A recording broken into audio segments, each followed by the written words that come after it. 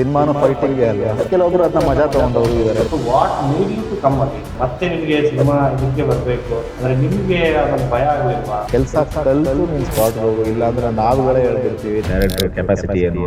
ಸಿನಿಮಾಗೆ ಬರ್ತೀವಿ ಅಂತ ಹೇಳಿದ್ರೆ ಮನೆಯಲ್ಲಿ ನಾವು ಸಪೋರ್ಟ್ ಕೇಳಿದ್ರೆ ಎಲ್ಲಿ ಮಾಡಬೇಡ ಅಂತಾರೆ ಅಂತ ಭಯ ಒಂದು ಇಲ್ಲ ಅಂತಲ್ಲ, ಬಟ್ ನಮ್ಮ ಮನೇಲಿ ಕೊನೆಗೆ ಅಂದರೆ ನಾನು ಸಿನಿಮಾ ಹೋಗ್ತೀನಿ ಅಂತ ಹೇಳಿ ನಾನು ಡಿಗ್ರಿ ಮುಗಿದ ಮೇಲೆ ಹೇಳಿದಾಗ ನನ್ನ ತಂದೆ ಯಾವತ್ತೂ ಬೇಡ ಅಂತ ಹೇಳಲೇ ಇಲ್ಲ. ನಮ್ಮ ಅಮ್ಮ ಬೇಡ ಕಣೋ ಅಂತಲೇ ಹೇಳೋರು. ಒಂದು ಸ್ವಲ್ಪ ಉಪ್ಪಿ ಸರ್ಗೆ ಒಂಚೂರು ಅವರು ಬೈಯೋರು ಕೂಡ. ಏನಕ್ಕೆ ಅಂದರೆ ಅದಾದ್ಮೇಲೆ ನಾನು ದೊಡ್ಡ ಫ್ಯಾನ್ ಆಗಿಬಿಟ್ಟಿದ್ದೆ ಉಪ್ಪಿ ಸರ್. ಉಪೇಂದ್ರ ಬಂದಮೇಲೆ ಅಯ್ಯಯ್ಯೋ ಥಿಯೇಟ್ರಲ್ಲೆಲ್ಲ ಗಲಾಟೆ ಎಲ್ಲ ಮಾಡ್ಕೊಂಡಿದ್ದೀವಿ ನಾವು. ಹಂಗಾಗಿ ನಮ್ಮ ಅಮ್ಮಂಗೆ ಆ ಉಪ್ಪಿ ಅವರಿಂದನೇ ನೀನು ಸಿನಿಮಾಗೆ ಹೋಗಿದ್ದು ಅದು ಇದು ಹಂಗೆ ಹಿಂಗೆ ಅಂತ ಹೇಳೋರು. ಇವಾಗ ಹೇಳ್ತಾ ಇಲ್ಲ, ಇವಾಗ ನಿಜವಾಗ ಅವರೇ ಥ್ಯಾಂಕ್ಸ್ ಹೇಳ್ತಾರೆ. ಏನೋ ವಿಚಾರಕ್ಕೆ ಬಂತು ಮ್ಯಾಟ್ರು, ಮನೇಲಿ ಹೆಂಗೆ? ಮನೇಲಿ ಸೊ ಅದೇ ತಂದೆ ತುಂಬ ಸಪೋರ್ಟ್ ಮಾಡಿದ್ರು. ನಮ್ಮಮ್ಮ ಒಂಚೂರು ಬಿಗಿನಿಂಗ್ ಹಂಗೆ ಅಂತ ಇದ್ದವ್ರು, ಆಮೇಲೆ ಬಿಟ್ಬಿಟ್ರು. ಬಟ್ ಏನಂದರೆ ನಾನೊಂದು ಆಲ್ಮೋಸ್ಟ್ ಒಂದು 12 ವರ್ಷ ನನ್ನ ಮನೆಗೇನು ₹1 ದುಡ್ಡು ಕೊಟ್ಟಿಲ್ಲ. ಯಾಕಂದರೆ ನಾನೇ ಇಲ್ಲಿ ದುಡಿತಾ ಇರಲಿಲ್ಲ. ರೂಮ್ ಬಗ್ಗೆ ಅದು ಬಂದಿದೆ ಆ್ಯಕ್ಚುಲಿ. ಏನಂದರೆ ಹುಬ್ಬಳ್ಳಿ ಹುಡುಗರು ಮಾಡೋ ಕಾರಣ ಏನಂದರೆ, ಈಗ ಗೋವಿಂದಯ್ಯನಮ್ಮ ಮುಗ್ದೋಯ್ತು, ನಂಗೆ ಮತ್ತೆ ಆಫೀಸಲ್ಲೇ ಉಳಿತಾ ಇದ್ದಿದ್ದು. ಸಿನಿಮಾ ಆಫೀಸಲ್ಲೇ ನಮ್ಮ ಸ್ಟೇ ಅದು ಖಾಲಿ ಆಯಿತು. ಅದಾದಮೇಲೆ ಮತ್ತೆ ಸ್ಟೇ ಮಾಡಬೇಕಂದ್ರೆ ಒಂದು ರೂಮ್ ಬೇಕು ಅಂದರೆ ಒಂದು ಸಿನಿಮಾ ಕ್ಯಾಚ್ ಮಾಡಿಕೊಂಡ್ರೆ ನನಗೆ ಇನ್ನೊಂದು ರೂಮ್ ಸಿಗುತ್ತೆ. ನಾನು ಅಲ್ಲಿ ಸ್ಟೇ ಮಾಡಿಕೊಂಡು ಸ್ಟೇನೂ ಸಿಗುತ್ತೆ, ಈ ಕಡೆಯಿಂದ ನನಗೆ ಕೆಲಸನೂ ಸಿಗುತ್ತೆ ಅನ್ನೋ ಒಂದು ವಿಚಾರಕ್ಕೆ ನಾನು ಒಂದು ಸಿನಿಮಾ ಆದ ಕೂಡಲೇ ಗ್ಯಾಪೇ ಕೊಡ್ತಿರಲಿಲ್ಲ. ಅದ್ರ ಮಧ್ಯದಲ್ಲೇ ನಾನು ಬೇರೆ ಸಿನಿಮಾ ಯಾವ್ದು ಸಿಗುತ್ತೆ ಅಂತ ಓಡಾಡ್ತಿದ್ದೆ. ಅದರಲ್ಲಿ ಆಗಿದ್ದೆ ಹುಬ್ಬಳ್ಳಿ ಹುಡುಗರು. ತುಂಬ ಒಳ್ಳೆ ಸಿನಿಮಾ ಆ್ಯಕ್ಚುಲಿ, ಅದು ತುಂಬ ಚೆನ್ನಾಗಿ ಮೇಕಿಂಗ್ ಮಾಡಿದರು. ರಾಜಧಾನಿ ಡೈರೆಕ್ಟರ್ ರಘುಜಯ ಅಂತ ಸಿನಿಮಾ ಡೈರೆಕ್ಟರು, ತುಂಬ ಟೆಕ್ನಿಕಲಿ ಸ್ಟ್ರಾಂಗ್ ಇರೋಂಥ ವ್ಯಕ್ತಿ ಅವರು. ಅವರಿಂದನೂ ತುಂಬ ಕಲ್ತಿದ್ದೀನಿ ನಾನು. ಸೊ ಆದರೆ ಅದು ಸಿನಿಮಾ ರಿಲೀಸ್ ಆಗಿಲ್ಲ ಕಾರಣಾಂತರಗಳಿಂದ. ಸೊ ಅದಾದಮೇಲೆ ಸ್ಟಾರ್ಟ್ ಆಗಿದ್ದೆ ಗೂಗ್ಲಿ. ನಾನು ಗೂಗ್ಲಿ ಟೈಮಲ್ಲೇ ನಾನು ಬಂದ್ಬಿಡಿತ್ತು ಐಡಿಯಾ ನನಗೆ. ಅಂದರೆ ಏನಂದರೆ ಒಂದು ಕೆಲಸ ಕಲಿಬೇಕು ಅನ್ನೋದು ಫಸ್ಟು. ಕೆಲಸ ಕಲಿದೇನೆ ನಾವು ಸ್ಪಾಟಲ್ಲಿ ಹೋಗಿ ಅಬ ಅಂತ ಅಂದರೆ ಗೊತ್ತಾಗ್ಬಿಡುತ್ತೆ. ಲೈಟ್ ಆಫೀಸರ್ಸೇ ಹೇಳ್ಬಿಡ್ತಾರೆ, ಇಲ್ಲ ಗುರು ಹಂಗೆ ಹಿಂಗೆ ಅಂತ. ಸೊ ನಾವು ಒಂದು 3-4 ಜನ ಡೈರೆಕ್ಟರ್ ನೋಡಿರ್ತೀವಿ ಅಸ್ಟೆಂಟ್ ಆಗಿ. ಅವರು ಆ ಥರ ಡೈಲಿ ಒಬ್ಬೊಬ್ಬರು ಡೈರೆಕ್ಟರ್ ನೋಡ್ತಾ ಇರ್ತಾರೆ. ಹೌದು, ಒಂದು 100-150 ಜನ ಡೈರೆಕ್ಟರ್ಗಳನ್ನ ನೋಡ್ಬಿಟ್ರೆ ಒಂದು ಶಾರ್ಟ್ ಇಡ್ತಿದ್ದಂಗೆ ಹೇಳ್ಬಿಡ್ತಾರೆ, ಹೌದು ಇವ್ರು ಹಿಟ್ ಆಗ್ತಾರೋ ಫ್ಲಾಪ್ ಆಗ್ತಾರ. ಹೌದು, ನಿಜ. ಅದು ಏನಕ್ಕೆ ನನ್ನ ತಲೆಗೆ ಬಂದ್ಬಿಟ್ಟಿತ್ತು ಅಂದರೆ, ನಾನು ಚಮಕಾಯಿಸಿ ಮಾಡಬೇಕಾದ್ರೂ ಆಗಲಿ, ಅದಾದಮೇಲೆ ಹುಬ್ಬಳ್ಳಿ ಹುಡುಗರು ಆಗಲಿ, ಗೋವಿಂದಯ್ಯನಮ್ಮ ಮಾಡಬೇಕಾದ್ರೆ ನನಗೆ ತುಂಬ ಪರಿಚಯ ಮಾಡ್ಕೊಂಡಿದ್ದು ನಾನು ಜಾಸ್ತಿ ಲೈಟ್ ಆಫೀಸರ್ಸ್ನೇ. ನಾನು ಊಟ ಕೂಡ ಅವ್ರ ಜೊತೆ ಮಾಡ್ತಾಯಿದ್ದೆ, ಇಲ್ಲಾಂದರೆ ಕಾಸ್ಟ್ಯೂಮರ್ಸ್ ಹತ್ರ ಮೇಕಪ್ಪು. ಅವರು ಸಿಕ್ಕಾಬಡೆ ಸಿನಿಮಾ ಅವ್ರನ್ನೂ ಕೆಲಸ ಮಾಡಿರೋರು. ನೀವು ಹೇಳ್ದಂಗೆ 1 ವರ್ಷದಲ್ಲಿ ಅವ್ರು ಏನಿಲ್ಲ ಅಂದರೂ ಒಂದು 10 ಡೈರೆಕ್ಟರ್ ಜೊತೆ ಆದರೂ ಕೆಲಸ ಮಾಡಿರೋರು. ಸೊ ಅವ್ರ ಎಕ್ಸ್ಪೀರಿಯನ್ಸ್ಗಳನ್ನ ಹೇಳೋರು. ಅದರಲ್ಲಿ ಒಬ್ರು ಆನಂದಣ್ಣ ಅಂತ ಒಬ್ಬರು ಲೈಟ್ ಆಫೀಸರು ಇದ್ದರು. ಅವ್ರು ಹೇಳಿದ ಮಾತು ಇನ್ನೂ ನೆನಪಿದೆ, ಕೆಲಸ ಕಲಿತು ನೀನು ಸ್ಪಾಟ್ಗೆ ಹೋಗು, ಇಲ್ಲಾಂದ್ರೆ ನಾವುಗಳೇ ಹೇಳ್ಬಿಡ್ತೀವಿ ನಿಮ್ಮ ಮನೆ ಬರ ಏನು ಅಂತ ಹೇಳಿ ಅಂದಿದ್ದು ಇನ್ನೂ ಕಿವಿಲಿದೆ ನನಗೆ ಆ್ಯಕ್ಚುಲಿ. ಸೊ ಅದು ನನಗೆ ಆ್ಯಕ್ಚುಲಿ ನಾನು ಕೆರೆಬೇಟೆ ಮಾಡಬೇಕಾದಾಗ ನವೀನ್ ಅಂತ ಲೈಟ್ ಆಫೀಸರ್ ಮೇನು MCS, ಆ ಹುಡುಗ ನನಗೆ ಹೇಳ್ತಾರೆ, ಇಲ್ಲ ನಾನು 1-2 ದಿನ ಶೂಟ್ ಮಾಡಿದ್ಮೇಲೆ, ಸೊ ಇಲ್ಲ ಸರ್ ಅದೇನೋ ಬೇರೆ ಥರ ತೆಗಿತೀರಾ ಸಿನಿಮಾ, ಅಂದರೆ ಶಾರ್ಟ್ಗೆ ಇಡೋದೇ ಬೇರೆ ಥರ ಇದೆ ಅಂತ ಹೇಳಿದರು. ಸೊ ನನಗೆ ಅವತ್ತು ಆನಂದನ ಅವತ್ತು ನೆನಪಾಗಿದ್ರು. ಅಂದರೆ ಹೌದು ಓಕೆ, ನಾನು ಪಕ್ವತೆ ಬಂದಿತ್ತು ತುಂಬ ಮುಂಚೆನೇ. ಬಟ್ ಆಮೇಲೆ ಪ್ರೊಡ್ಯೂಸರ್ಸು ನನಗೆ ತುಂಬ ಲೇಟಾಗಿ ಸಿಕ್ಕಿದ್ರು. ಆ್ಯಕ್ಚುಲಿ ತುಂಬ ಲಾಂಗ್ ಜರ್ನಿ. ನಾನು 2007 ಎಂಡ್ ಅಂದರೆ 2008 ಅಂದ್ಕೊಳ್ಳಿ. 8 ಎಂಡಲ್ಲಿ ನಾನು ಕೊನೆಗೆ ಚಮಕಾಯಿಸಿ ಚಿಂದಿ ಉಡಾಯಿಸಿಗೆ ನಾನು ಜಾಯ್ನ್ ಆಗಿದ್ದು. ಬಟ್ ನಾನು ಡೈರೆಕ್ಟರ್ ಆಗಿದ್ದು 2021 ನನಗೆ ಪ್ರೊಡ್ಯೂಸರ್ ಓಕೆ ಆಗಿದ್ದು, ಅಂದರೆ ಗೌರಿ ಅವರು ನನಗೆ ಸಿಕ್ಕಿದ್ದು.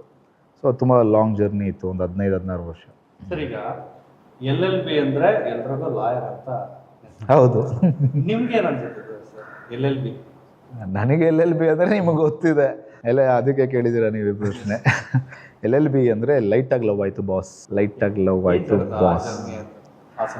ಅದೇ ನೀವು ಹೇಳಿದ್ರಲ್ಲ, ನೀವು ಆವಾಗಲೇ ಒಂದು ಪ್ರಶ್ನೆ ಕೇಳಿದ್ರಿ, ಈ ಗೂಗ್ಲಿ ಮಾಡೋ ಟೈಮಲ್ಲಿ ನಿಮಗೆ ಡೈರೆಕ್ಷನ್ ಮಾಡಬೇಕು ಅಂತ ಯಾವಾಗ ಅನಿಸ್ತು ಅಂತೇಳಿ. ಸೊ ನನಗೆ ಗೂಗ್ಲಿ ಮಾಡೋ ಟೈಮಲ್ಲೇ ನನಗೆ ಲೈಟಾಗಿ ಲವ್ ಆಯಿತು ಬಾಸ್ ಅನ್ನೋ ಒಂದು ಕತೆ ಹುಟ್ಟಿದ್ದು ಕೂಡ ನನಗಿನ್ನೂ ನೆನಪಿದೆ. ಅದು ಮಂಗಳೂರಲ್ಲಿ ಗೂಗ್ಲಿ ಶೂಟ್ ಮಾಡ್ತಾ ಇದ್ವಿ. ಆ ಟೈಮಲ್ಲಿ ಒಬ್ರದ್ದು ನನಗೆ ಒಂದು ಕರೆ ಬರುತ್ತೆ. ಆ ಕರೆ ನನಗೆ ಅಂದರೆ ಕಾಲ್ ಬರುತ್ತೆ. ಆ ಕಾಲ್ ನನಗೆ ತುಂಬ ಇನ್ಸ್ಪೈರ್ ಆಗುತ್ತೆ. ಅಲ್ಲಿಂದ ಜರ್ನಿ ಸ್ಟಾರ್ಟ್ ಆಗುತ್ತೆ ಆ ಕಥೆದು. ಸೊ ಅಲ್ಲಿಂದ ಸ್ಟಾರ್ಟ್ ಆಗಿದ್ದು ಲೈಟಾಗಿ ಲವ್ ಆಯಿತು ಬಾಸ್ ಅಂತ ಹೇಳಿ ಒಂದು ಸ್ಕ್ರಿಪ್ಟ್ ರೆಡಿ ಮಾಡ್ಕೊಳ್ತೀನಿ. ಆ ಸ್ಕ್ರಿಪ್ಟ್ ನಿಮ್ಗೆ ಗೊತ್ತಿದೆ. ಫೋನ್ ಮಾಡಿದ್ದಾರೆ ಸರ್? ಅದೇ ಸೀಕ್ರೆಟ್ ಸೀಕ್ರೆಟ್. ಅದೊಂಥರ ಅವ್ರ ಸಿನಿಮಾಗೆ ಇನ್ಸ್ಪಿರೇಷನು. ಅವರಿಂದನೇ ಆಲ್ಮೋಸ್ಟ್ ನನ್ನ ಪ್ರಕಾರ ನನಗೆ ಇನ್ಸ್ಪೈರ್ ಆಗಿ ನಾನು ಇಲ್ಲಿಗೆ ಬಂದಿದ್ದು. ಸೊ ಅವರೇ ಫೋನ್ ಮಾಡಿದರು. ಸೊ ಅದು ಜರ್ನಿ ಹಂಗೆ ಚೆನ್ನಾಗಾಯ್ತು. ಪರ್ಸ್ನಲ್ ಜರ್ನಿ ಅದು. ಸರ್, ಈಗ ಲೈಟಾಗಿ ಲವ್ ಆಯ್ತು ಬಾಸ್ ಮಾಡ್ತಾ ಇದ್ರಿ, ಅದಾದ್ಮೇಲೆ ಸೀದಾ ಚಂಗುಮಣಿ ಅಂತ ಇನ್ನೊಂದು ಕತೆ ಮಾಡ್ತಿದ್ದೀರಾ. ಏನ್ ಸರ್ ಅದು? ಅಂದ್ರೆ ಟೈಟ್ಲೇ ವಿಶೇಷವಾಗಿದೆ, ರಾಜ್ಕುಮಾರ್ ಸರ್. ಹೌದು, ಚಂಗುಮಣಿ ಅದೊಂಥರ ಬೇರೆ ಸಬ್ಜೆಕ್ಟ್. ಈಗ ನೋಡಿ, ನಿರ್ದೇಶಕನಿಗೆ ಎಲ್ಲ ಎಮೋಷನ್ಸು ಇರುತ್ತೆ. ಈಗ ಲೈಟಾಗಿ ಲವ್ ಆಯಿತು ಬಾಸ್ ಟೈಟ್ಲ್ ಹೇಳ್ದಂಗೆ ಅದು ಪ್ಯೂರ್ಲಿ ಲವ್ ಸ್ಟೋರಿ ಆಯಿತಾ. ಅದೊಂದು ಲವ್ ಎಮೋಷನ್ ಇರುವಂಥ ಸಿನಿಮಾ. ಒಬ್ಬ ನಿರ್ದೇಶಕನಲ್ಲಿ ಇನ್ನೊಂದು ಇರ್ತಾನೆ, ಪಕ್ಕಾ ಮಾಸ್ ಒಂದು ರಾ ಸಿನಿಮಾ ತೆಗಿಬೇಕು ಗುರು ಹಂಗೆ ಹಿಂಗೆ ಅಂತ. ಆ ಒಂದು ರಾ ಸಿನಿಮಾದ ಟೈಟಲೇ ಚಂಗುಮಣಿ. ಅದು ಆ್ಯಕ್ಚುಲಿ ನಾನು ಒಂದು ಕಡೆ ಹೇಳಿದ್ದೆ ಕೂಡ, ನನಗದು ಅಪ್ಪು ಸರ್ಗೆ ಮಾಡಬೇಕಂತ ಭಾಳ ಅಂದ್ಕೊಂಡಿದ್ದೆ. ಅವ್ರಿಗೆ ಮಾಡಿದ್ದು ಕೂಡ ಸ್ಕ್ರಿಪ್ಟು ನಾನು ಬರೀತಾ ಇದ್ದಿದ್ದು. ಅದು ಒಂಥರ ಎಮೋಷ್ನಲಿ ನಂಗೆ ತುಂಬ ಕನೆಕ್ಟ್ ಆಗಿರುವಂಥ ಸ್ಕ್ರಿಪ್ಟು ಚಂಗುಮಣಿ. ಅದು ಮುಂದೆ ಮಾಡ್ತೀನಿ ನಾನು. ಸೊ ರೀವರ್ಕ್ ಮಾಡ್ತಾ ಇದ್ದೀನಿ ಖಂಡಿತ. 2 ಸ್ಕ್ರಿಪ್ಟು ರೀವರ್ಕ್ ಆಗಿದೆ ಆ ಟೈಮಲ್ಲಿ. ಅದೇ ನೀವೇ ಆಲ್ಮೋಸ್ಟ್ 10 ಇಯರ್ಸ್ ಬ್ಯಾಕ್ ಇದು ನೀವು ಕೇಳಿದ್ದು. ಕಥೆಗೆ ಒಂದು ಆತ್ಮ ಇರುತ್ತೆ ಆಯಿತಾ. ಆತ್ಮಕ್ಕೆ ಏಜ್ ಆಗಲ್ಲ, ಆದರೆ ದೇಹಕ್ಕೆ ಏಜ್ ಆಗುತ್ತೆ. ಸೊ ಆ ದೇಹನ ಮತ್ತೆ ವರ್ಕೌಟ್ ಮಾಡಿಬಿಟ್ಟು ರೆಡಿ ಮಾಡ್ಕೋಬೇಕಷ್ಟೆ. ಹಂಗಾಗಿ ನಾನು ಆತ್ಮನ ಹಂಗೆ ಇಟ್ಕೊಂಡು ಮತ್ತೆ ಅದ್ರ ಮೇಲೆ ಈಗಿನ ಏನು ಟ್ರೆಂಡ್ ಇದೆ ಅದನ್ನ ವರ್ಕೌಟ್ ಮಾಡಿ ಮಾಡಿ ಮಾಡಿ ಮಾಡಿ ಮತ್ತೆ ಅದು ಇವಾಗಲೂ ಟ್ರೆಂಡಲ್ಲಿದೆ ಅನ್ನೋ ಥರ ನಂಗೆ ಫೀಲ್ ಇದೆ. ಆ ಸಿನಿಮಾ ಮತ್ತೆ ನಾನು ಮಾಡ್ತೀನಿ. ಟೈಟ್ಲ್ ರಿಜಿಸ್ಟರ್ ಆಗಿದೆ ಸರ್? ಆಮೇಲೆ ಲೈಟಾಗಿ ಲವ್ ಆಯಿತು ಬಾಸು ರಿಜಿಸ್ಟರ್ ಆಗಿತ್ತು, ಆಮೇಲೆ ಬಿಟ್ಬಿಟ್ಟೆ. ಚಂಗುಮಣಿ ಈಗಲೂ ರಿಜಿಸ್ಟರ್ ಆಗಿದೆ. ಸರ್, ಈಗ ಎರಡೂ ಬಿಟ್ಟು ಕೆರೆಬೇಟೆ ಶುರು ಆಗಿದೆ. ಆಲ್ರೆಡಿ 2 ಸ್ಕ್ರಿಪ್ಟ್ ಮಾಡ್ಕೊಂಡು, ಒಂದು ಮಾಸ್ ಸಬ್ಜೆಕ್ಟ್ ಆಗಿರ್ಬೋದು, ಇನ್ನೊಂದು ಲವ್ ಸಬ್ಜೆಕ್ಟ್ ಆಗಿರ್ಬೋದು. ಕೆರೆಬೇಟೆ ಶುರು ಆಗಿದ್ದು ಮತ್ತೆ ನನ್ನ ಊರಿಗೆ ಹೋಗ್ಬೇಕು ನಾನು, ನನ್ನ ಬಾಲ್ಯಕ್ಕೆ. ಅದರಲ್ಲೂ ನನ್ನ ಊರು ಸೊರಬ. ನೀವಾಗಲೇ ಹೇಳ್ದಂಗೆ ಸೊರಬದ ಹತ್ರ ನನ್ನ ತಂದೆ ಊರು ಎಲಸಿ ಅಂತ. ತಾಯಿ ಊರು ಬಂದ್ಬಿಟ್ಟು ತಾಳಗುಪ್ಪ, ಜಡೆ ತಾಳಗುಪ್ಪ. ಸಾಗರದ ತಾಳಗುಪ್ಪ ಅಲ್ಲ, ಜಡೆ ತಾಳಗುಪ್ಪ ಅಂತ ಒಂದು ಊರಿದೆ. ಅಲ್ಲ, ಶಿರ್ಸಿ ಹತ್ರ ಅಲ್ಲ, ಸೊರಬದ ಹತ್ರ. ಸೊ ಅಲ್ಲಿ ಕೆರೆಬೇಟೆ ಅನ್ನೋದು ಒಂದು ಈವೆಂಟ್. ಅಂದರೆ ಅದೊಂಥರ ಸಖತ್ ಖುಷಿ ಕೊಡೋವಂಥ ಒಂದು ಕ್ರೀಡೆ ಅನ್ನೋದು ಅಲ್ಲಿರೋರಿಗೆ ಮತ್ತು ನನಗೂ ಕೂಡ. ಚಿಕ್ಕ ವಯಸ್ಸಲ್ಲೇ ನಾನು ಮೀನು ಹಿಡಿಯೋಕ್ಕೆ ಹೋಗೋದು ನೀವು ನೋಡಿರ್ತೀರ ಅಂದ್ಕೊಂಡಿದ್ದೀನಿ ಕೆರೆಬೇಟೆನ. ಅಂದರೆ ಅದರಲ್ಲಿ ಒಂದು ಬಿಗಿನಿಂಗ್ ಓಪನಿಂಗಲ್ಲಿ ಕೆರೆಬೇಟೆ ಇದೆ, ಒಂದು ಈ ಈವೆಂಟ್ ತೋರಿಸ್ತೀವಿ ನಾವು. ಸೊ ಚಿಕ್ಕ ವಯಸ್ಸಿಂದನೇ ಅದು ನೋಡ್ಕೊಂಡು ಬಂದಿದ್ದೆ.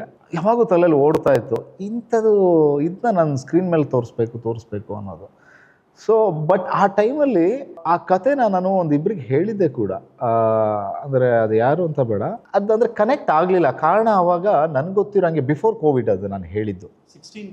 16 ಟೈಮಲ್ಲಿ ಆ ಟೈಮಲ್ಲಿ ಕನೆಕ್ಟ್ ಆಗಲಿಲ್ಲ. ಕಾರಣ ಅದೇನೋ ಒಂಥರ ಆರ್ಟ್ ಥರ ಕಾಣ್ತಿದೆಯಲ್ಲ ಸಿನಿಮಾ ಅಂತ ಫೀಲ್ ಮಾಡೋರು. ಅದು ಅವ್ರ ತಪ್ಪಲ್ಲ, ಮೈಟ್ ಬಿ ಆ ಟ್ರೆಂಡ್ ಹಂಗಿರಲಿಲ್ಲ ಅನಿಸುತ್ತೆ ನಮ್ಮ ಕನ್ನಡದಲ್ಲಿ.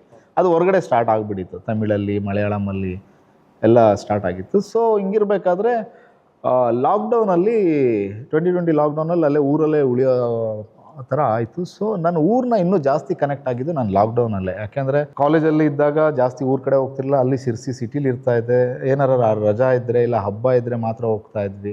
ಲಾಕ್ಡೌನ್ ಅನ್ನೋದು ಏನು ಮಾಡ್ತು ಅಂದರೆ ಕಂಪ್ಲೀಟ್ ಒಂದು 8 ತಿಂಗಳು ಊರಲ್ಲೇ ಇರೋ ಥರ ಮಾಡ್ತು. ಆವಾಗ ಅಲ್ಲಿರೋಂಥ ಜನಗಳ ಮಾತುಗಳು ಎಲ್ಲನೂ ಸೇರಿ ಆ ಒಂದು ಕೆರೆಬೇಟೆ ಅನ್ನೋ ಸ್ಕ್ರಿಪ್ಟ್ ಮಾಡಿದ್ರೆ ಸಖತ್ತಾಗಿರುತ್ತೆ ಅಂತ ಹೇಳಿ ಆಲ್ರೆಡಿ ಆ ಒಂದು ಥಾಟ್ ಇತ್ತು. ಸೊ ಆ ಥಾಟಿಂದ ಆ ಕೆರೆಬೇಟೆ ಅನ್ನೋ ಒಂದು ಕತೆ ತುಂಬ ಡೆವಲಪ್ ಆಗ್ತಾ ಕೊನೆಗೆ ಕೆರೆಬೇಟೆ ಎಲ್ಲರ ಬಾಯಲ್ಲೂ ಇದೆ. ಅದು ಕ್ಲೈಮ್ಯಾಕ್ಸ್ ಉಟ್ಕೊಂಡಿದೆ ಸರ್. ಅದು ಈಗಲೂ ತುಂಬ ಜನ, ನಾನು ನೆನ್ನೆ ನೋಡ್ತಾ ಇದ್ದೆ ಯೂಟ್ಯೂಬಲ್ಲಿ ಆ ಸಿನಿಮಾ ನೋಡ್ಬಿಟ್ಟು ಹಿಂದಿಲಿ ಡಬ್ ಆಗಿರೋ ವರ್ಷನ್ ಇದೆ, ಎಷ್ಟು ಜನ ಕಮೆಂಟ್ ಆಗ್ತಿದ್ದಾರೆ, ಈ ಥರ ಸಿನಿಮಾ ನೋಡೇ ಇಲ್ಲ. ಸೊ ಆ ಕ್ಲೈಮ್ಯಾಕ್ಸ್ ಉಟ್ಕೊಂಡಿದೆ ಐಡಿಯಾ ಹೇಗೆ ಅಂದರೆ ನೋಡಿ, ಇವಾಗ ಒಂದು ಕೊಲೆ ಆಗ್ಬಿಡುತ್ತೆ. ಸೊ ತಪ್ಸ್ಕೋಬೇಕು ಅಂತ ಅಂದ್ಕೊಳ್ತಾರೆ ಅಂತ ಅಂದ್ಕೊಳ್ಳಿ ಇವಾಗ. ಸೊ ಅಲ್ಲಾಗಿದ್ದು ಅದೇನೆ, ತಪ್ಸ್ಕೋಬೇಕು ಅಂತ ಅಂದಾಗ ಒಬ್ಬನ್ನ ಬಲಿಪಶು ಮಾಡಬೇಕಾಗತ್ತೆ. ಅಂದರೆ ಅವನು ಆಲ್ರೆಡಿ ಬಲಿಯಾಗಿರ್ತಾನೆ, ಅವನು ಕ್ಯಾರೆಕ್ಟರ್ನ ಬಲಿಪಶು ಮಾಡೋದಿದೆಯಲ್ಲ. ಸೊ ಆ ಥರ ಮಾಡಿದ್ರೆ ಏನೇನೆಲ್ಲ ಆಗ್ಬೋದು ಅನ್ನೋದೇ ಆ್ಯಕ್ಚುಲಿ ಸೋಲ್ ಅದು. ಸೊ ಒಂದು ಕೊಲೆ ಆಗಿರುತ್ತೆ. ಸೊ ಅವ್ರು ತಪ್ಸ್ಕೊಳ್ಳೋಕ್ಕೋಸ್ಕರ ಅವ್ರ ಮಗಳನ್ನ ಯೂಸ್ ಮಾಡಿಕೊಂಡು ಕಿಡ್ನ್ಯಾಪ್ ಮಾಡ್ಕೊಂಡು ಹೋಗ್ಬಿಟ್ಟಿದ್ದಾನೆ ಅಂತ ಹೇಳಿದಾಗ ಯಾರಿಗೂ ಅನುಮಾನ ಬರೋಲ್ಲ ಅನ್ನೋ ವಿಚಾರಕ್ಕೆ. ಸೊ ಆ ಥರ ಒಂದು ಪಾಯಿಂಟಿಂದ ಸ್ಟಾರ್ಟ್ ಆಗಿದ್ದು. ಸೊ ಅದಾದಮೇಲೆ ಅದೇ ಉಲ್ಟಾ ಆದರೆ ಹೆಂಗಿರುತ್ತೆ, ಆ ಒಂದು ವ್ಯಕ್ತಿನ ಅಷ್ಟೆಲ್ಲ ಬೈದು ಎಲ್ಲ ಮಾಡಿ ಕಿಡ್ನ್ಯಾಪ್ ಮಾಡ್ಕೊಂಡು ಹೋದ, ಏನೇನೋ ಮಾಡ್ದ, ರೇಪ್ ಮಾಡ್ದ, ಅದು ಮಾಡ್ದ. ಸೊ ಎಲ್ಲ ಆದಮೇಲೆ ಕೊನೆಗೆ ಆ ಹುಡುಗ ಒಳ್ಳೆಯವನು ಅಂತ ಅಂದ್ಬಿಟ್ರೆ ಆಡಿಯನ್ಸ್ಗೆ ಎಷ್ಟು ದೊಡ್ಡ ಶಾಕು, ಎಷ್ಟು ಎಮೋಷ್ನಲಿ ಆ ವ್ಯಕ್ತಿನ ತುಂಬ ದ್ವೇಷ ಮಾಡ್ತಾ ಇರ್ತೀರ. ಒಂದೇ ಸತಿ ಗುರು ಅವ್ನು ಒಳ್ಳೆಯವನು ಅಂತ ಅಂದ್ಕೊಳ್ಳಿ ಹೆಂಗಾಗತ್ತೆ ಹೇಳಿ. ಸೊ ಆ ಒಂದು emotion, cinema is A emotion, ಎಲ್ಲದಕ್ಕೂ ಒಂದು ಒಂದು ಬೇರೆ ಬೇರೆ ರೀತಿಯಾದ ಡಿಫ್ರೆಂಟ್ ಕೈಂಡ್ ಆಫ್ ಎಮೋಷನ್ಸ್ ಇರುತ್ತೆ. ನನಗೆ ಆ ಎಮೋಷನ್ ತುಂಬ ವರ್ಕ್ ಆಗುತ್ತೆ ಅಂತ ಅನಿಸ್ತು. ಸೊ ಹಂಗಾಗಿ ಆ ಕ್ಲೈಮ್ಯಾಕ್ಸ್ ಉಟ್ಕೊಂತು. ಸರ್ ಈಗ ಇನ್ನೊಂದು, ಈ ಲಾಕ್ಡೌನ್ ಸಮಯದಲ್ಲಿ ಎಷ್ಟೋ ಜನ ನಿರ್ದೇಶಕರಾಗಿರ್ಬೋದು, ಅಸೋಸಿಯೇಟ್ಗಳಾಗಿರ್ಬೋದು, ಸಿನಿಮಾ ಮಾಡಬೇಕು ಅನ್ಕೊಂಡಿದ್ರು, ಇಂಥವ್ರೆಲ್ಲ ಕಳೆದೋದು. ಅಂದರೆ ಆ ಕನಸುಗಳನ್ನು ಯಾರು ತೊಗೊಂಡಿದ್ರು, ಇಲ್ಲ ಲೈಫಲ್ಲಿ ಮುಗಿದೋಯ್ತು ಅಂತೆಲ್ಲ ಅವರು ಊರುಗಳಿಗೆಲ್ಲ ಹೋಗ್ತಿದ್ರು. ಸೊ ನೀವು ಊರಿಗೆ ಹೋಗಿದ್ರಲ್ಲ, so what made you to come again? ಅಂದರೆ ಮತ್ತೆ ನಿಮಗೆ ಸಿನಿಮಾ ಇದಕ್ಕೆ ಬರಬೇಕು ಅಂದರೆ ನಿಮಗೆ ಅದೊಂದು ಭಯ ಆಗಲಿಲ್ವಾ? ಅನ್ಸ್ಟೇಬಿಲಿಟಿ, ಮತ್ತೆ ಹೆಂಗೆ ಬದುಕು? ಆ ಟೈಮ್ ತುಂಬ ನಿಜವಾಗೂ ಎಲ್ಲರಿಗೂ ಹಿಂಸೆ, ಅದರಲ್ಲೂ ನಮ್ಮ ಸಿನಿಮಾದವ್ರಿಗೆ ತುಂಬ ಹಿಂಸೆ, ಅದರಲ್ಲೂ ಡೈರೆಕ್ಷನ್ ಡಿಪಾರ್ಟ್ಮೆಂಟ್ಗೆ ಅಂತ ನಾನು ಪರ್ಸ್ನಲಿ ಅನ್ಕೊತೀನಿ. ಕಾರಣ ಈಗ ಬೇರೆ ಡಿಪಾರ್ಟ್ಮೆಂಟ್ ಅವ್ರಿಗೆ ಅಟ್ಲೀಸ್ಟ್ ಡೈಲಿ ಒಂದು ವೇಜಸ್ ಇದೆ, ನಮಗೆ ಇಲ್ಲ ನಿಜ ಹೇಳಬೇಕಂದ್ರೆ, ಅದೇ ಸತ್ಯ ಸರ್ ಅದು. ಸೊ ಹಂಗಿದ್ದಾಗ ನಂದು ಇನ್ನೊಂದು ಪ್ರಾಬ್ಲಮ್ ಏನಾಗಿತ್ತು ಅಂದರೆ, ಆ ಟೈಮಲ್ಲಿ ನಾನು ಒಂದು ಬಿಸ್ನೆಸ್ ಮಾಡಿದ್ದೆ. ಅಂದರೆ ಒಂದು ವಿದ್ಯಾಪೀಠದ ಹತ್ರ ಒಂದು ಡೈರಿ ಓಪನ್ ಮಾಡಿದ್ದೆ ನಾನು, ನನ್ನ ಹಾಲಿನ ಡೈರಿ. ಉದಯ್ ಅಂತ ನನ್ನ ಫ್ರೆಂಡ್ ಹೇಳಿದ್ನಲ್ಲ, ಅವನು ನಾನು ಸೇರಿಕೊಂಡೆ ಮಾಡಿದ್ವಿ. ಅದು ಚೆನ್ನಾಗಾಗಲಿ ಅಂತಲೇ ಮಾಡಿದ್ದು ನಾನು ಮತ್ತು ಅವನು. ಬಟ್ ಏನು ಮಾಡ್ತೀರಾ, ಅದು 2019 ಡಿಸೆಂಬರಲ್ಲಿ ಮಾಡಿದ್ದು. ನೋಡಿದ್ರೆ ಅದು ಬಂದ್ಬಿಟ್ಟು 2020 ಮಾರ್ಚಲ್ಲಿ ಲಾಕ್ಡೌನ್ ಆಗೋಯ್ತು. ಸೊ ನಾವು ಊರಲ್ಲಿದ್ವಿ, ನೋಡಿದ್ರೆ ಬಿಸ್ನೆಸ್ ಲಾಸ್ ಆಯಿತು. ಆಲ್ಮೋಸ್ಟ್ ಆ ಟೈಮಲ್ಲೇ ಒಂದು 20 ಲಕ್ಷ ಹೋಯಿತು. ಅಂದರೆ ನನ್ನ ತಂದೆ ರಿಟೈರ್ಮೆಂಟ್ ದುಡ್ಡು ಏನಿತ್ತು ಅದನ್ನೂ ತಂದುಬಿಟ್ಟು ನಾನು ಹಾಕಿದ್ದೆ, ಜೊತೆಗೆ ಸಾಲ ಮಾಡಿಬಿಟ್ಟು ನಾನು ಹಾಕ್ಬಿಟ್ಟಿದ್ದೆ ಬಡ್ಡಿಗೆ ತಂದು. ಸೊ ಅದು ದೊಡ್ಡ ಟಾರ್ಚರ್ ಆಗೋಯ್ತು ಆ್ಯಕ್ಚುಲಿ ನಿಜ ಹೇಳ್ಬೇಕಂದ್ರೆ. ಸಿನಿಮಾ ನನಗೆ ಯಾವತ್ತೂ ಏನೂ ಮೋಸನೇ ಮಾಡಿಲ್ಲ. ಏನು ನಿಜ ಹೇಳ್ಬೇಕಂದ್ರೆ, ನನಗೆ ಬೇರೆ ಬಿಸ್ನೆಸ್ ನನಗೆ ಮೋಸ ಮಾಡ್ತು. ಆವಾಗ ನನಗೆ ಏನಕ್ಕೆ ಮಾಡಿದೆ ಅಂದರೆ, ಸಿನಿಮಾದಲ್ಲಿ ಏನೂ ಸಿಗ್ತಾ ಇಲ್ವಲ್ಲ, ಒಂದು ಸೈಡ್ ಬಿಸ್ನೆಸ್ ಇರಲಿ ಅಂತ ಹೇಳ್ಬಿಟ್ಟು ಅದು ಮಾಡಿದ್ರೆ ಅದೇ ನನ್ನ ತಲೆ, ಅದೇ ನಾನು ಲಾಸ್ ಅನ್ನೋದಕ್ಕಿಂತ ತುಂಬ ಪ್ರೆಷರ್ ತಂದು ಇಟ್ಬಿಡ್ತು. ಒಬ್ಬ ರೈಟ್ರಿಗೆ, ಒಬ್ಬ ಕ್ರಿಯೇಟರ್ಗೆ, ಡೈರೆಕ್ಟರ್ಗೆ ತಲೆಯಲ್ಲಿ ತುಂಬ ಪ್ರೆಷರ್ಸ್ ಇದ್ದರೆ ಅವ್ನ ಕ್ರಿಯೇಟಿವಿಟಿ ಸತ್ತೋಗ್ಬಿಡುತ್ತೆ. ಅವ್ನ ಇನ್ನೋಸೆನ್ಸ್ ಏನಿರುತ್ತಲ್ಲ, ಅದು ಸತ್ತೋದಾಗ ಮತ್ತೆ ಆ ಇನ್ನೋಸೆನ್ಸ್ನ ಹುಡ್ಕೊಳ್ಳೋದಿದೆಯಲ್ಲ, ಅದು ಭಯಂಕರ ಕಷ್ಟ. ಸೊ ಈ ಪರಿಸ್ಥಿತಿ ನನಗೆ ಕೋವಿಡ್ ಟೈಮಲ್ಲಿ ಆಯಿತು ಆ್ಯಕ್ಚುಲಿ, ಇಲ್ಲ ಅಂತಲ್ಲ. ಸೊ ಬಟ್ ಆದರೆ ನಾನೊಂದು ಮ್ಯಾನಿಫೆಸ್ಟ್ ಮಾಡಿಬಿಟ್ಟಿದ್ನಲ್ಲ 10th ಸ್ಲ್ಯಾಮ್ ಬುಕ್ಕಲ್ಲಿ, ಆಟೋಗ್ರಾಫ್ ಬುಕ್ಕಲ್ಲಿ ಡೈರೆಕ್ಟರ್ ಆಗಬೇಕು ಅಂತ. ಸೊ ಅದು ವರ್ಕ್ ಆಗುತ್ತೆ ನನ್ನ ಪ್ರಕಾರ. ನನಗೆ ಯಾಕೆಂದರೆ ಕೋವಿಡ್ ಮುಂಚೆ ಕೂಡ ನನಗೆ ಆಲ್ಮೋಸ್ಟ್ ನಾನು ಇಂಡಸ್ಟ್ರಿಗೆ ಬಂದು 12 ಇಯರ್ಸ್ ಆಗೋಗಿತ್ತು. ಸೊ ಅದಕ್ಕಿಂತ ಮುಂಚೆ ನಾನು ಎಷ್ಟೋ ಪ್ರೊಡ್ಯೂಸರ್ಸ್ಗೆ ಹೋಗ್ಬಿಟ್ಟು ನಾನು ಕತೆ ಹೇಳ್ತಾ ಇದ್ದೆ. ಕೆಲವೊಬ್ರು ತುಂಬ ಚೆನ್ನಾಗಿದೆ ಮಾಡೋಣ ಅಂತ ಹೇಳಿರು, ಆಫೀಸ್ ಮಾಡಿಕೊಟ್ಟವರು ಇದ್ದಾರೆ. ಸೊ ಅದಾದಮೇಲೆ ಕಾರಣಾಂತರಗಳಿಂದ ಸಿನಿಮಾ ಮೂನೂ ಆಗಿಲ್ಲ. ಅದಾದಾಗಲೂ ಕೂಡ ಸ್ವಲ್ಪ ಡಿಪ್ರೆಷನ್ ಆಗೋದು, ಇಲ್ಲ ಅಂತಲ್ಲ. ಮತ್ತೆ ಎದೊಳೋದು, ಇಲ್ಲ ಗುರು ಮಾಡ್ತೀಯ ಗುರು ಅಂತ ಅದೊಂದು ಮ್ಯಾನಿಫೆಸ್ಟ್ ಮಾಡೋದು ಇದೆಯಲ್ಲ, ನಾನು ಡೈರೆಕ್ಟರ್ ಆಗ್ತೀನಿ ಅಂತ. ಸೊ ಅದೇ ಥರ ಇಲ್ಲಿ ಕೂಡ ನಾನು 2020ಯಲ್ಲಿ ಅಷ್ಟೊಂದು ಸಾಲ ಆಗಿ ಎಲ್ಲ ಇದ್ರೂ ಅದೊಂದು ಹುಚ್ಚು ಇತ್ತು ಡೈರೆಕ್ಟರ್ ಆಗಬೇಕು ಅನ್ನೋದು. ಯಾಕಂದರೆ ಏನು ಒಳಗಡೆ ಇಲ್ಲ, ಈ 12 ವರ್ಷದಲ್ಲೇ ಗೊತ್ತಾಗ್ಬಿಟ್ಟಿರುತ್ತೆ ನಿನ್ನ ಒಳಗೆ ಏನೂ ಇಲ್ಲ ಗುರು, ಹೋಗು ಬ್ಯಾಕ್ ಮುಚ್ಕೊಂಡು ಸುಮ್ಮನೆ ಹೋಗಿ ಮನೇಲಿ ಹೋಗಿ ಊರಲ್ಲಿ ಒಂಚೂರು ಗದ್ದೆ ಇದೆ ಅಲ್ಲಿ ಕೆಲಸ ಮಾಡು ಅನ್ನೋದು ನಿಮ್ಮ ಒಳಗೆ ಒಬ್ಬ ಕ್ರಿಟಿಕ್ ಇದ್ದರೆ ಹೇಳ್ಬಿಡ್ತಾನೆ. ನಾನು ಒಬ್ಬ ವಿಮರ್ಶಕ ಇದ್ದರೆ ಅವನು ಹೇಳ್ಬಿಡ್ತಾನೆ. ಸೊ ನನ್ನ ಒಳಗಿರೋ ಕ್ರಿಟಿಕ್ ಏನು ಹೇಳ್ತಿದ್ದ ಅಂದರೆ, ಇಲ್ಲ ನಿನ್ನಲ್ಲಿ ಆ ಒಂದು ಟ್ಯಾಲೆಂಟ್ ಇದೆ, ಒಳ್ಳೆ ಕಥೆಗಳಿದೆ, ಅದನ್ನ ನೀನು ಖಂಡಿತವಾಗೂ ಮುಂದೆ ತರ್ತೀಯ, ಜನರ ಮುಂದೆ ತರ್ತೀಯ. ಬಟ್ ಈಗೇನೋ ಒಂದು ಬ್ಯಾಡ್ ಸಿಚುಯೇಷನ್, ಬ್ಯಾಡ್ ಫೇಸ್ ಇದು ಅಂತ ನನಗೆ ಅನಿಸೋದು ಆ ಟೈಮಲ್ಲಿ. ಮತ್ತು ನಾನೇ ಸೆಲ್ಫ್ ಮೋಟಿವೇಶನ್ ಮಾಡ್ಕೊಂಡು, ಇಲ್ಲ ಮಗ ಮಾಡ್ತೀವೋ ಅಂತ ಹೇಳಿ.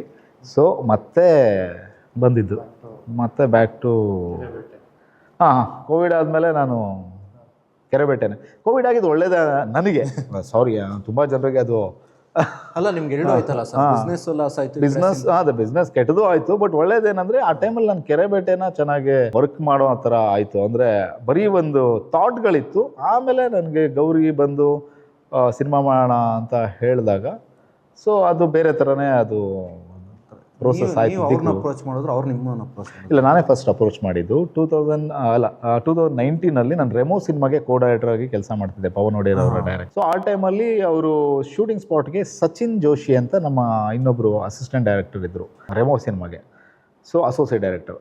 ಅವ್ರು ಬಂದು ಗೌರಿ ಹಿಂದೆ ಮಾಡಿದ ಸಿನಿಮಾ ರಾಜಹಂಸ ಸಿನಿಮಾಗೆ ಅಸಿಸ್ಟೆಂಟ್ ಡೈರೆಕ್ಟರ್ ಆಗಿದ್ದರು. ಸೊ ಅವ್ರನ್ನೇನೋ ಮೀಟ್ ಮಾಡೋಕ್ಕೆ ಬಂದಿದ್ರು. ಸೊ ನಾನು ಅಲ್ಲಿ ನೋಡಿದಾಗ ನಾನೇ ಕೇಳಿದೆ ಸಚಿನ್ಗೆ, ಆ್ಯಕ್ಚುಲಿ ಒಂದ್ಸತಿ ಮೀಟ್ ಮಾಡಿಸು, ಏನಂದರೆ ಆ ಟೈಮಲ್ಲಿ ಎಲ್ಲ ದೊಡ್ಡ ದೊಡ್ಡ ಹೀರೋಗಳು ಅಂದರೆ ಅವ್ರ ಹತ್ರ ಬ್ಯುಸಿ ಇದ್ರು, ನಾನೇನು ಪ್ರೂವ್ ಮಾಡಿರಲಿಲ್ಲ. ಸೊ ಅವ್ರಗಳ ಹತ್ರ ನಾನು ಹೋಗೋಕ್ಕೂ ಆಗ್ತಾ ಇರಲಿಲ್ಲ. ಸೊ ಒಂದು ಟ್ರೈ ಮಾಡಿಕೊಡೋಣ ಅಂತ ಹೇಳಿ ನಾನು ಗೌರಿ ಅವ್ರಿಗೆ ನಾನು ಕತೆ ಹೇಳಿದೆ. 2019 ಹೇಳಿದ್ದೆ ಕತೆ ನಾನು. ಅದು ಹೇಳಬೇಕಾದ್ರೆ ಅವಾಗ ಇನ್ನೂ ಕೆರೆಬೇಟೆ ಆಗಿ ಇರಲಿಲ್ಲ, ಅಂದರೆ ಅದು ಬೇರೆ ಸ್ಟೈಲಲ್ಲಿ ಇತ್ತು.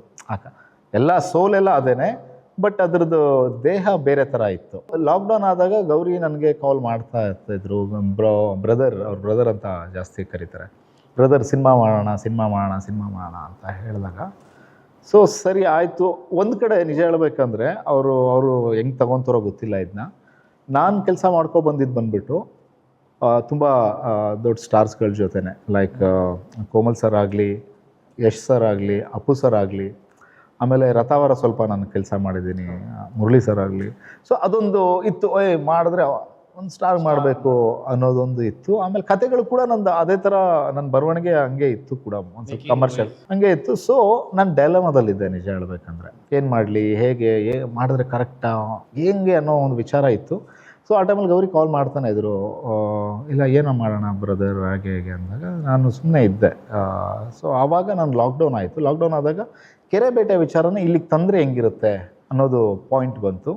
ಸೊ ಹಿಂಗಿದ್ದಾಗ ಆ ಭಾಷೆ ಮಾತಾಡೋದಕ್ಕೆ ನಮ್ಮ ಮಲೆನಾಡವರಾಗಿದ್ದರೆ ಕರೆಕ್ಟಾಗಿರ್ತಿತ್ತು ಅನ್ನೋದು ಒಂದು ತಲೆಯಲ್ಲಿತ್ತು. ಸೊ ಗೌರಿಯವರು ಕೂಡ ನಮ್ಮ ಶಿವಮೊಗ್ಗ ಡಿಸ್ಟಿಕ್ ತೀರ್ಥಹಳ್ಳಿ ಅವರವರು, ಕೋಣಂದೂರು ಅವ್ರ ಊರು. ಸೊ ನನ್ನ ಮದುವೆ 2021 ಆಗಿದ್ದು. ಮದುವೆಗೆ ಇನ್ನೇನು ಒಂದು ವಾರ ಇತ್ತು. ಆ ಟೈಮಲ್ಲಿ ಅವ್ರ ತಮ್ಮ ಮತ್ತು ಇನ್ನೊಬ್ಬರು ಸಂತೋಷ್ ಅಂತ ಅವರು ನಮ್ಮ ಸೊರಬಾಗೆ ಬಂದ್ಬಿಟ್ಟು ನಮ್ಮ ಮನೆಗೆ ಬಂದ್ಬಿಟ್ಟು, ಬ್ರದರ್ ಸಿನಿಮಾ ಮಾಡೋಣ ಬ್ರದರ್ ಹಂಗೆ ಅಂತ ಹೇಳಿದಾಗ, ಸರಿ ಬ್ರದರ್ ಆಯಿತು ಮಾಡೋಣ, ಮನೆಗೆ ಬಂದಿದ್ದಾರೆ ಅಂದಾಗ ಒಂದು ವ್ಯಕ್ತಿ ಪಾಪ ಹುಡ್ಕೊಂಡು, ಸೊ ಆಯಿತು ಬ್ರದರ್ ಅಂತ ಹೇಳಿ ಮಾಡಿದ್ನಲ್ಲ, ಅಂದರೆ ಹೇಳಿದ್ನಲ್ಲ, ಅವತ್ತಿಂದ ಕೆರೆಬೇಟೆಗೆ ಒಂದು ಕರೆಕ್ಟಾಗಿ ಓಂಕಾರ ಅಲ್ಲಿಂದ ಸ್ಟಾರ್ಟ್ ಆಯಿತು. ಸರ್, ಈಗ ಕ್ರಿಮಿನಲ್ ಅಂದ್ರೆ ಒಂದು ದೊಡ್ಡ ಸ್ಟಾರ್ ಜೊತೆ ದೊಡ್ಡ ಸಿನಿಮಾ ಮಾಡ್ತಾ ಇದ್ರ, ಈಗ ಕೆರೆಬೇಟೆ ಅಂತ ಒಂದು ಸಿನಿಮಾ ಮಾಡಿಬಿಟ್ಟು ನಮಗೆ ಪ್ರೊಡಕ್ಷನ್ ಟೈಮಲ್ಲಿ ನಾವು ದಾಟ್ಕೊಂಡು ಕಷ್ಟಪಟ್ಕೊಂಡು ಮಾಡ್ತಾ ಇರ್ತೀವಿ. ಈಗ ಬಜೆಟ್ ಜಾಸ್ತಿ ಇದೆ, ಸ್ಟಾರ್ ಇದೆ, ಜವಾಬ್ದಾರಿ ಇದೆ. ಸೊ ನಿಮ್ಗೆ ಏನು ಅನ್ಸುತ್ತೆ, ಎರಡರ ಮಧ್ಯೆ ಆ ಸಿನಿಮಾ ಮಾಡೋದು ಈಸಿನಾ, ನಿಮಗೆ ಇದು ಈಸಿ? ನಿರ್ದೇಶಕನಿಗೆ ಈಸಿ ಅಂದ್ಕೊಂಡ್ರೆ ಎಲ್ಲನೂ ಈಸಿ, ಕಷ್ಟ ಅಂದರೆ ಎಲ್ಲನೂ ಕಷ್ಟ. ನಾನು ಬಿಲೀವ್ ಮಾಡೋದು ಒಂದು ಎಮೋಷನ್ ಇದ್ದರೆ ಒಬ್ಬ ದೊಡ್ಡ ಸ್ಟಾರ್ ಹತ್ರನೂ ನಾವು ವರ್ಕ್ ಮಾಡ್ಬೋದು, ಒಂದು ನಟನ ಹತ್ರನೂ ವರ್ಕ್ ಮಾಡ್ಬೋದು. ಈಗ ಕ್ರಿಮಿನಲ್ ಹೇಗಿದೆ ಅಂದರೆ, ನಾನು ಧ್ರುವ ಸರ್ ಬಗ್ಗೆ ನಾನು ಮಾತಾಡ್ತೀನಿ. ಕೆರೆಬೇಟೆ ಆದಮೇಲೆ ಮತ್ತೆ ಎಲ್ಲ ಕಡೆ ಒಳ್ಳೆ ಟಾಕ್ಸ್, ಸೂಪರ್ ಸಿನಿಮಾ, ತುಂಬ ಒಳ್ಳೆ ರಿವ್ಯೂ ಬಂತು. ಆ್ಯಕ್ಚುಲಿ ಇದೇ ಸಿನಿಮಾ ಎಲ್ಲರೂ ಹೇಳ್ತಾರೆ, ಅದನ್ನ ನಾನು ಮತ್ತೆ ರಿಪೀಟ್ ಮಾಡ್ತಾ ಇದ್ದೀನಿ. ಏನಂದರೆ ಮಲಯಾಳಮಲ್ಲಿ ಬಂದಿದ್ದರೆ ಸೂಪರ್ ಆಗಿರೋದು, ತಮಿಳಲ್ಲಿ ಬಂದಿದ್ದರೆ ಸೂಪರ್ ಆಗಿರೋದು ಅಂತೇಳಿ. ಸೊ ನನಗೆ ಇರ್ಬೋದೇನೋ, ಮೈಟ್ ಬಿ ನಾನೇ ಎಲ್ಲೋ ಸೋತೆ ಅನಿಸುತ್ತೆ ಪ್ರೇಕ್ಷಕರನ್ನ ಸೆಳೆಯೋದ್ರಲ್ಲಿ ಅಂತ ನನಗೆ ನಿಜವಾಗೂ ಒಂದು ಸ್ವಲ್ಪ ಹತಾಶೆ ಇತ್ತು. ಬಟ್ ಆದರೆ ಕೆಲವು ರಿವ್ಯೂಸ್ ಮಾಡಿದವರು ಫೋನ್ ಮಾಡಿ, ಇಲ್ಲ ರೀ ತುಂಬ ಚೆನ್ನಾಗಿ ಮಾಡಿದ್ರಿ, ಮೈಟ್ ಬಿ ಗೊತ್ತಿಲ್ಲ ಏನಕ್ಕೆ ಆ ಥರ ಆಯಿತು ಅನ್ನೋದು ಹೇಳ್ತಾಯಿದ್ರು. ಹಿಂಗಿರ್ಬೇಕಾದ್ರೆ ಒದ್ದಾಟ ಮತ್ತೆ ಸ್ಟಾರ್ಟ್, ಮತ್ತೆ ಪ್ರೊಡ್ಯೂಸರ್ ಹುಡುಕಾಟ ನಡೀತಾ ಇತ್ತು. ಸೊ ಹಿಂಗಿರ್ಬೇಕಾದ್ರೆ ಅದ್ದೂರಿ ನೋಡಿದಾಗ ನಾನು ಸಾಗರ್ ಥಿಯೇಟ್ರಲ್ಲಿ ನೋಡಿದ್ದು. ಆ ಟೈಮಲ್ಲಿ ಯಾರು ಇದು ಸಖತ್ತಾಗಿ ಆ್ಯಕ್ಟ್ ಮಾಡಿದ್ದಾರೆ, ಒಂದು ಕನ್ನಡಕ್ಕೆ ಒಂದು ಅಲ್ಲು ಅರ್ಜುನ್ ಸ್ಟೈಲ್, ಒಂದು ಫುಲ್ ಆ್ಯಕ್ಟಿವ್ ಆಗಿ ಮಾತಾಡಿಕೊಂಡು, ಅಂದರೆ ಕಾಮಿಡಿನೂ ಅವರೇ ಮಾಡ್ತಾರೆ, ಆ್ಯಕ್ಷನ್ ಅವರೇ ಮಾಡ್ತಾರೆ, ಆ ಥರ ಮಾಡ್ತಿದ್ದೆ ಅಲ್ಲು ಅರ್ಜುನ್. ನಮ್ಗೆ ಆ ಟೈಮಲ್ಲಿ ಒಂದು ಆರ್ಯ ಸಿನಿಮಾ ಸಖತ್ ಫೇವ್ರೇಟ್ ಆ ಟೈಮಲ್ಲಿ. ಇವರು ಧ್ರುವ ಸರ್ನ ನೋಡಿದಾಗ ಸೂಪರ್ ಅಲ್ಲ ಅಂತ ಅಂದ್ಕೊಂಡು, ಹಂಗೆ ಅಂದ್ಕೂಡಲೇ ಒಬ್ಬ ಡೈರೆಕ್ಟ್ರಿಗೆ ಬರೋದು, ಇವ್ರಿಗೊಂದು ಸಿನಿಮಾ ಮಾಡಬೇಕು, ಫಸ್ಟ್ ಬರೋದೇ ಇವ್ರಿಗೊಂದು ಸಿನಿಮಾ ಮಾಡ್ಬೇಕು, ಎಲ್ಲ ಸ್ಟಾರ್ ನೋಡಿದಾಗಲೂ ಅದು ಬಂದ್ಬಿಡುತ್ತೆ. ಸೊ ಹಿಂಗಿದ್ದಾಗ ಅದು ನೋಡಿ, ಅದು ಮ್ಯಾನಿಫೆಸ್ಟೇಷನ್ ಅಂತ ಅನಿಸುತ್ತೆ. ನಾನು ಇಲ್ಲ ಮಾಡಬೇಕು ಅಂತ ಸುಮಾರು ಸತಿ ನಾನು ಅಂದ್ಕೊಳ್ತಾ ಇದ್ದೆ. ಕೆಲವೊಂದು ಮಾಸ್ ಸ್ಕ್ರಿಪ್ಟ್ಗಳು ಅವ್ರಿಗೆ ಸಖತ್ತಾಗಿ ಸೂಟ್ ಆಗ್ತಾಯಿತ್ತು ನಾನು ಬರೆಯುವಂಥ ಡೈಲ್. ನಿಮ್ಗೆ ಗೊತ್ತಿದೆ, ನಾನು ಸ್ವಲ್ಪ ಮಾಸಾಗಿ ಒಂದಿಷ್ಟು ವಿಚಾರಗಳನ್ನ ಬರಿತೀನಿ, ಅದು ಇನ್ನೂ ಸ್ಕ್ರೀನ್ ಮೇಲೆ ಬಂದಿಲ್ಲ, ಮುಂದಿನ ದಿನಗಳಲ್ಲಿ ಬರ್ತವೆ. ಸೊ ಹಿಂಗಿರ್ಬೇಕಾದ್ರೆ ಸರ್ನ ಅಪ್ರೋಚ್ ಮಾಡಿದೆ. ಅಪ್ರೋಚ್ ಮಾಡಿದಾಗ ಕಲೆಕ್ಷನ್ ಕುಮಾರ್ ಅಂತ ಅವ್ರ ಹೆಸರು, ಅವ್ರ ಥ್ರೂ ನಾನು ಧ್ರುವ ಸರ್ನ ನಾನು ಮೀಟ್ ಮಾಡಿದಾಗ ಸ್ಟೋರಿ ಹೇಳೋಕ್ಕಿಂತ ಮುಂಚೆ ಒಂದು ಕಂಫರ್ಟ್ ಲೆವೆಲ್ ಕೊಡ್ತಾರಲ್ಲ ಒಂದು ಸ್ಟಾರ್, ಅದು ತುಂಬ ಇಂಪಾರ್ಟೆಂಟ್. ಅಂದರೆ ಅಲ್ಲೇ ಒಬ್ಬ ವ್ಯಕ್ತಿ ಗೆದ್ದುಬಿಡ್ತಾರೆ. ಬಂದಾಗ ಬ್ರೋ ಅವ್ರು ಮಾತಾಡೋದು ಬ್ರೋ ಫಸ್ಟು, ಬ್ರೋ ಸೂಪರ್ ಕೆರೆಬೇಟ ಅವರು ಆಲ್ರೆಡಿ ನೋಡಿದ್ರು ಕೂಡ, ರಿವ್ಯೂ ಕೂಡ ಕೊಟ್ಟಿದ್ರು. ಅದಾದಮೇಲೆ ಒಂದು ಸತಿ ಅದ್ರ ಬಗ್ಗೆ ತುಂಬ ಸಲ ಮಾತಾಡಿದ್ರು ಅವರು. ಸೊ ಅದೊಂದು ನಮಗೆ ಒಂದು ಪ್ಲಸ್ ಇತ್ತು. ಓಕೆ ನೋಡಿದ್ದಾರೆ. ಸೊ ಹೋದಾಗ ಒಂದು ಕಂಫರ್ಟ್ ಫೀಲ್ ಮಾಡಿಸಿದ್ರು. ಬ್ರೋ ಆರಾಮಾಗಿ ಹೇಳಿ ಬ್ರೋ ಅಂತೇಳಿ ಒಂದು ಸ್ವಲ್ಪ ಚಿಲ್ ಮಾಡಿಸಿ, ಅದಾದಮೇಲೆ ಕತೆ ಹೇಳಿದೆ, ಒಂದು 2-3 ಕತೆ ಹೇಳಿದೆ. ಸೊ ಒಂದು ಸ್ವಲ್ಪ ಆ ಜರ್ನಿ ಫಾಲೋ ಆಗ್ತಾ ಅವರು ನನಗೆ ದೊಡ್ಡ ಸ್ಟಾರ್ ಫೀಲ್ ನನಗೆ ಕೊಡಲಿಲ್ಲ. ಸೊ ಹಾಗಾಗಿ ನೀವು ಕೇಳಿದ್ರಲ್ಲ ಏನು ಒಂದು ದೊಡ್ಡ ಸ್ಟಾರ್ಗೂ ಮತ್ತು ನೀವು ಕ್ರಿಮಿನಲ್ ಮಾಡಿರುವಂಥ ಒಂದು ಸ್ಟಾರ್ಗೂ ಕೂಡ ಏನು ಡಿಫ್ರೆನ್ಸ್ ಅಂತ ಕೇಳಿದ್ರಲ್ಲ. ಸೊ ನನಗೆ ಅವರು ಅದು ತೋರಿಸ್ಲಿಲ್ಲ. ಸೊ ಹಾಗಾಗಿ ನಂಗೆ ತುಂಬ ಕಂಫರ್ಟ್ ಫೀಲ್ ಮಾಡಿಸಿರೋದ್ರಿಂದ ನಾನು ಆ ಕಥೆನ ಅವ್ರಿಗೆ ಒಪ್ಸೋಕ್ಕೆ ಆಯಿತು. ಅದಾದಮೇಲೆ ಇವಾಗ ಕ್ರಿಮಿನಲ್ ನನ್ನ ಪ್ರಕಾರ ಅವರೇ ಹೇಳ್ತಾರೆ, ಧ್ರುವ ಸರ್ ಕೂಡ, ತುಂಬ ಫಾಸ್ಟಾಗಿ ಶೂಟ್ ಮುಗಿಸಿದ್ದೀವಿ. ಆಲ್ಮೋಸ್ಟ್ ಒಂದು 60% ಶೂಟ್ ಮುಗಿದೋಗಿದೆ. ಅದೊಂದು ಭಯ ಕೂಡ ಇರುತ್ತೆ, ಒಂದು ಸೂಪರ್ ಸ್ಟಾರ್ನ ಹೇಗೆ ತೋರಿಸೋದು, ಒಂದು ದೊಡ್ಡ ಸ್ಟಾರ್ನ ಹೇಗೆ ತೋರಿಸೋದು ಅಂತ. ಸೊ ಅದಕ್ಕೆ ಕೂಡ ಅವರು ಕೂಡ ಮೌಲ್ಡ್ ಆದರು. ಅದೇನೆಂದರೆ ಒಂದು ಡೈರೆಕ್ಟ್ರಿಗೆ ಮತ್ತು ಹೀರೋಗೆ ಒಂದು ಆ ಕೆಮಿಸ್ಟ್ರಿ ವರ್ಕ್ ಆಗಿಬಿಟ್ರೆ ನಿಮಗೆ ಅಲ್ಲಿ ಒಬ್ಬ ನಟ ಇರ್ತಾನೆ, ಒಬ್ಬ ನಿರ್ದೇಶಕ ಇರ್ತಾನೆ, ಅಷ್ಟೇ ಇರ್ತಾರೆ. ಸೊ ಜಾಸ್ತಿ ಹೀರೋಯಿನ್ಗಿಂತ ಹೀರೋ ಮತ್ತು ನಿರ್ದೇಶಕನ ಮಧ್ಯೆ ಕೆಮಿಸ್ಟ್ರಿ ಚೆನ್ನಾಗಿ. ಹೌದು, ಖಂಡಿತ. ಅದು ಎಲ್ಲರ ಜೊತೆನೂ ವರ್ಕ್ ಆಗಬೇಕು, ಇಲ್ಲ ಅಂತಲ್ಲ. ಮೇಜರ್ಲಿ ಒಂದು ದೊಡ್ಡ ಸ್ಟಾರ್ಗೆ ಸಿನಿಮಾ ಮಾಡಬೇಕಾದ್ರೆ ಅದು ಆ ಒಂದು ಬಾಂಡ್ ಬಂದ್ಬಿಡ್ಬೇಕು, ಫ್ರೆಂಡ್ಶಿಪ್ ಥರ ಬಂದ್ಬಿಡ್ಬೇಕು. ಇಲ್ಲ ಗುರು ಹಿಂಗೆ ಮಾಡೋದು ಸೂಪರ್ ಆಗಿರುತ್ತೆ ಅನ್ನೋದು ಬಂದಾಗ ಅದೊಂಥರ ಮಜಾ ಆಗುತ್ತೆ. ಆಮೇಲೆ ಒಂದು ಡೈರೆಕ್ಟರ್ ಯಾವತ್ತೂ ಅಷ್ಟೇ ಒಂದು ಆರ್ಟಿಸ್ಟ್ನ ಲವ್ ಮಾಡಬೇಕು. ಆರ್ಟಿಸ್ಟ್ನ ಲವ್ ಮಾಡಿದಾಗ ಹಿಂಗೆ ತೋರಿಸ್ಬೇಕಂತ ಬರುತ್ತೆ.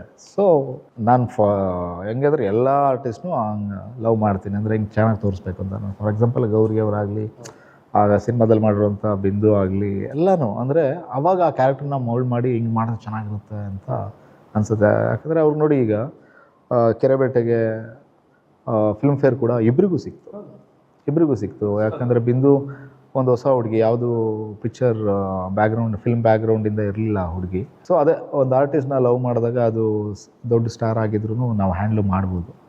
ಸೊ ಹಾಗೆ ಅವ್ರ ಪರ್ಸ್ನಲ್ ಲೈಫನ್ನ ಎಲ್ಲ ಕಳ್ಕೊಂಡಿರ್ತಾರೆ. ನಾನು ಫಸ್ಟ್ ಇಂಡಸ್ಟ್ರಿಗೆ ಅದೇ ಬಂದಾಗ 2 ವರ್ಷ ನನ್ನ ತಾಯಿ ಮಠ ನೋಡೋಕೆ ಬಂದಿದ್ದೀನಿ. So what is the best review? ಅಂದರೆ ನೀವು ಮೈಟ್ ಬಿ ನಾನೇ ಎಲ್ಲೋ ಸೋತೆ ಅನಿಸುತ್ತೆ. ಸಿನಿಮಾ ಇಂಡಸ್ಟ್ರಿಯಿಂದನೇ ದೂರ ಹೋಗಿ ಅವ್ರು ಬೇರೆ ಥರ ಪ್ರಪಂಚ ಕಟ್ಕೊಂಡಿದ್ದಾರೆ. ಹೀರೋಯಿನ್ಗಿಂತ ಹೀರೋ ಮತ್ತು ನಿರ್ದೇಶಕನ ಮಧ್ಯೆ ಕೆಮಿಸ್ಟ್ರಿ ಚೆನ್ನಾಗಿ. ನಿರ್ದೇಶಕನಿಗೆ ಈಸಿ ಅಂದ್ಕೊಂಡ್ರೆ ಎಲ್ಲರಿಗೂ ಈಸಿ, ಕಷ್ಟ ಅಂದರೆ ಎಲ್ಲರಿಗೂ ಕಷ್ಟ. ನಾನು ಬಿಲೀವ್ ಮಾಡೋದು ಒಂದು ಎಮೋಷನ್ಸ್.